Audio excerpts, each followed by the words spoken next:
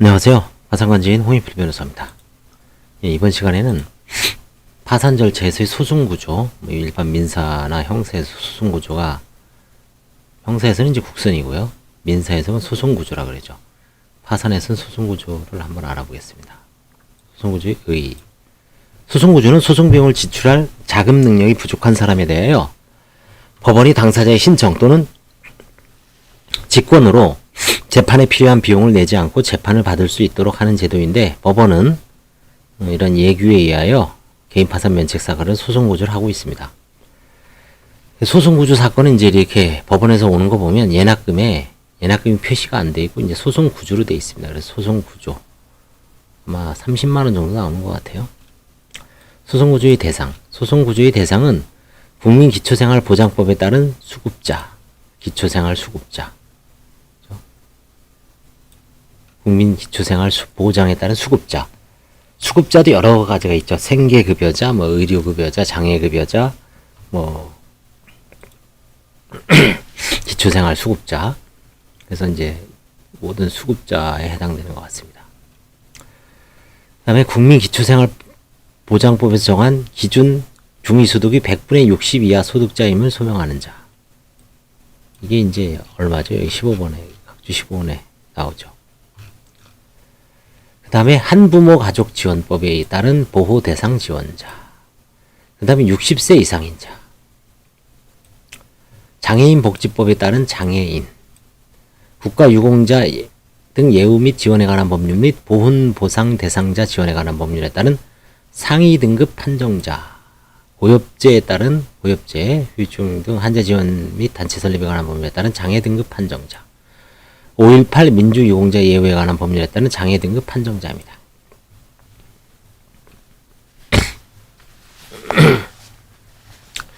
민사소송법이 소송구조의 요건으로 소송비용을 지출할 자금 능력이 부족한 사람이라고만 규정하고 있는 것과 차이가 있죠.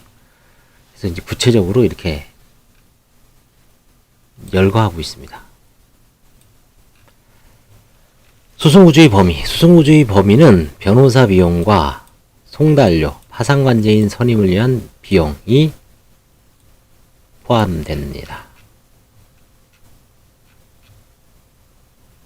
그 다음에 인지, 공고료 등은 소송구조 범위에 포함되지 않습니다. 인지, 공고료는 지금 무료죠. 인지 2,000원이죠. 소송구조의 절차.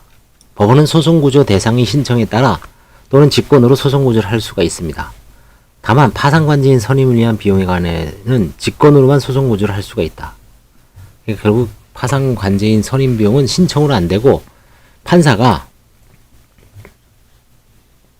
그래서 이제 관제인 선임에 이제 예납 비용을 이렇게 적어보면 30만 원, 50만 원, 30만 원 있는데 소송구조라고 되어 있는 경우가 있습니다. 그거는 판사가 봤을 때 이 사람 파산관제인 선임 비용을 국고에서 소송구조로 직권으로 결정해 줄 때는 이건 신청이 아니라 판사가 직권으로 해주는 겁니다. 직권으로 해주는 사건이 보통 한 달에 한 두세 건 되는 것 같아요. 몇 건 중에, 20건 정도 중에 두세 건.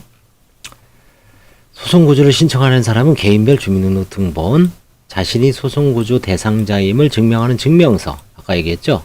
수급자 증명서, 급여명세서, 100분의 60 이하, 한부모가족 증명서, 장애인 증명서, 장애인 복지카드 등을 준비하여 법원 구조 신청, 소송구조 신청 창구에서, 이건 서울해생법원에 있습니다. 소송구조 서비스를 신청하고 창구가 있습니다.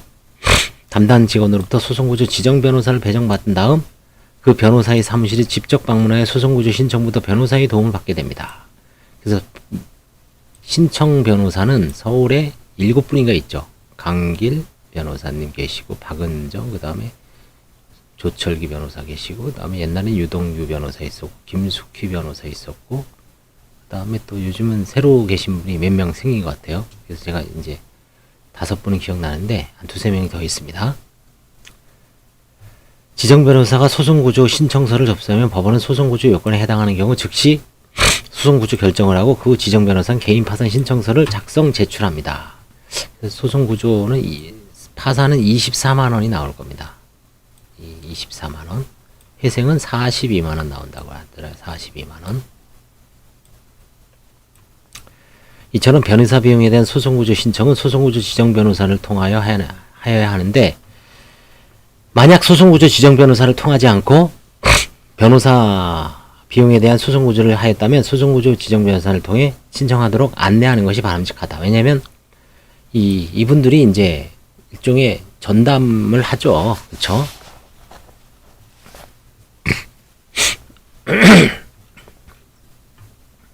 변호사 비용을 제외한 송달료에 대해서만 소송구조를 신청할 경우에는 소송구조 지정 변호사 통하지 않고 직접 신청할 수 있고요. 이 송달료도 무시 못하죠. 10명이면 한 40만원, 45만원 정도 된다 그랬죠.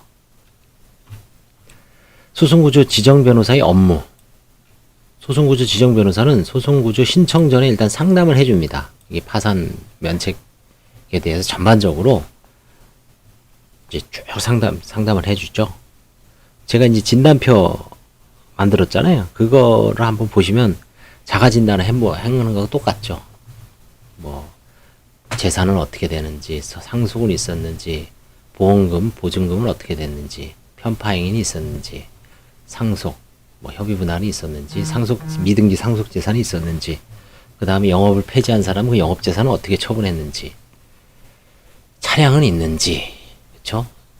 쭉, 그 다음에 이제 뭐 면책 불허가 사유, 낭비행위는 있었는지, 재산 은닉은 있었는지, 혹시 다른 사람한테 대해서 미수금 갖고 있는 거 있는지, 대여금은 있는지, 소송행위는 있는지, 채권자 소송, 대소송은 있는지, 채권자 취소송은 있는지, 이건 수기하죠.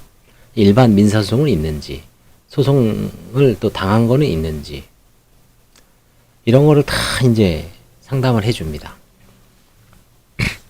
그걸 토대로 해서 소송구조 신청서를 작성해서 제출해줘. 거기에는 이제 서류가 뭐 한 14가지 서류를 이제 하죠. 개인 파산 신청서 작성을 제출하죠. 신청서. 첨부 서류를 검토에 따라 확인서를 붙여야 하고요. 이게 이제 관지인 보고서하고 비슷합니다. 재판 기일 및 절차, 면책의 효과 등에 관해서 이제 안내해 주죠. 그 다음에 법원의 보정사항에 대해서 또 보정해야 됩니다. 그 밖에 이제 관제인에 대한, 관제인 이제 보정 요청 서류도 이제 내죠. 여기 있죠. 24만원이죠. 소송구조 지정 변호사의 기본 보수액은 24만원, 지급 시기는 면책 여부의 결정 시다. 그렇죠? 그다음에 소송 구조 결정이 취소. 뭔가요? 이거는 소송 구조를 받은 사람이 소송 비용을 납입할 자금 능력이 있다는 것이 판명되거나 자금 능력이 있게 된 때에는 소송 기록을 보관하고 있는 법원은 직권으로 또는 이해관계인이 신청에 따라 언제든지 구조를 취소하고 납입을 미뤄둔 비용을 지급하도록 명할 수 있다. 어떻게 알아낼까요? 은닉재산이 발견된 건가?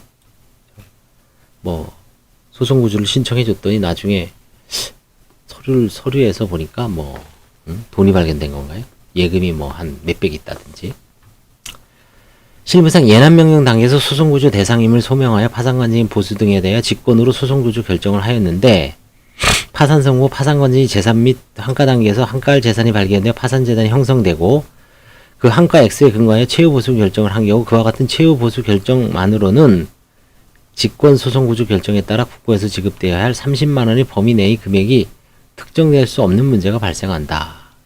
이와 같은 문제를 해결하기 위해 최후보수 결정 외에 파산관제인에게 30만원 범위 내의 금액을 보수로 지급할 것을 명하는 내용의 중간보수 결정을 별도로 함으로써 직권 소송구조 결정에 따라 국고에서 지급해야 할 30만원 내의 금액을 특정하는 방안을 고려할 수 있으나, 이는 최후보수 결정과 별도로 중간보수 결정을 함으로써 관제인이 보수를 지급받을 총액수에 관해 혼란을 초래할 여지가 있다. 이게 옛날에도 한번 이런 중간보수 제도를 사용한 적이 있습니다. 언제? 2011년에 관제인을 80명을 뽑아놓고 거의 모든 변호사 관제인 보수를 100만원으로 정할 때가 있었어요. 그래서 이제 한 달에 한 4-5개 줬나? 4-5개. 가나다 순으로 1, 2, 3 단독은 김씨, 4, 5, 6 단독은 뭐 이제 가나다 순은 뭐 박씨나 이씨, 7, 8, 9 단독은 뭐 홍씨. 저는 이제 마지막 단독에 있었죠. 그런 식으로 해서 이제 한 10건? 한 달에 한 7, 8건? 그럼 7, 800 되죠. 근데 이제 그때 이제 50만원을 먼저 선보수로 주고 나머지 50은 나중에 줬는데 이게 막 이제 헷갈리죠, 사실. 실무에서. 그래서 이제 중간에 폐지했고, 이 여기서도 아마 그거를 이제 해야 되는데, 이건 좀 혼선이 문제입니다. 그죠? 그래서 이제 안 하는 것 같아요. 소송구조가 소송 비용을 지출할 자금 능력이 부족한 사람에 대한 재판을 받을 수 있도록 하는 제도를 고려하면 파상관계인 보수에 대한 직권소송구조 결정이 있었으나 이후 재산 등에 대한 환가가 이뤄진 경우에는 이른 예납금을 지급할 능력을 갖추고 있다고 할 것이어서 소송구조의 요건을 갖추지 못한 것으로 볼 수는 있죠. 이에 따라 서울회생법원은 파상관계인 보수에 대한 직권소송구조 결정이 있었으나 환가가 이뤄진 경우에는 민사소송법 131조에 따라 소송구조 결정을 직권으로 취소할 것인지 여부를 검토하는 방식으로 실무를 운영하고 있다. 물론 실제로 소송구조 결정을 직권 취소할 건지 개별 사건별로 판단되어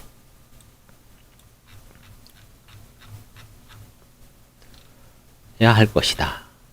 이에 따르면 법원으로서도 사건 초기 단계에서 적극적으로 파상관계인 보수에 대한 직권 소송 구조를 할 수 있을 것이다. 그렇죠? 일단은 적극적으로 30만 원 해놓고 딱 보니까 관제인 소송구조에서도 이제 환가가 되는 경우가 있을 수가 있죠. 드물지만 있을 수가 있습니다. 그때 취소해서 돈 토해내게 하고, 그거 이제 재원이 그게 다른 사람한테 또 도움이 되는 거죠. 한편 소송구조 변호사로 선임되었다가 파산 절차가 종료되기 전에 구조 결정이 취소된 때는 그 변호사가 절차 관련 서류를 제출하는 등 상당한 준비 또는 활동을 한 경우에 한하여 해당 재판장의 재량으로 보수를 지급할 수 있다. 그렇죠? 뭐 일 다 했으면은 돈 줘야죠. 그렇죠? 이런 식으로 해서 이제 소송 구조가 지금 상당히 활성화되어 있습니다. 국회에서 이제 이런 예산이 통과가 된 거죠. 1년에 아마 이 서울회생법원에서 지급하는 게 아마 한 10억 정도 될걸요. 대략. 그게 이제 법규시장에 풀리는 거죠. 10억이 뭐 별건 아닌 것 같아도 요즘 같은 때는 또 그쵸. 사무실을 또 기본적으로 이제 운영하는데 도움이 안 된다고 할 수는 없죠. 이번 시간에는 소송 구조에 대해서 알아봤습니다. 감사합니다.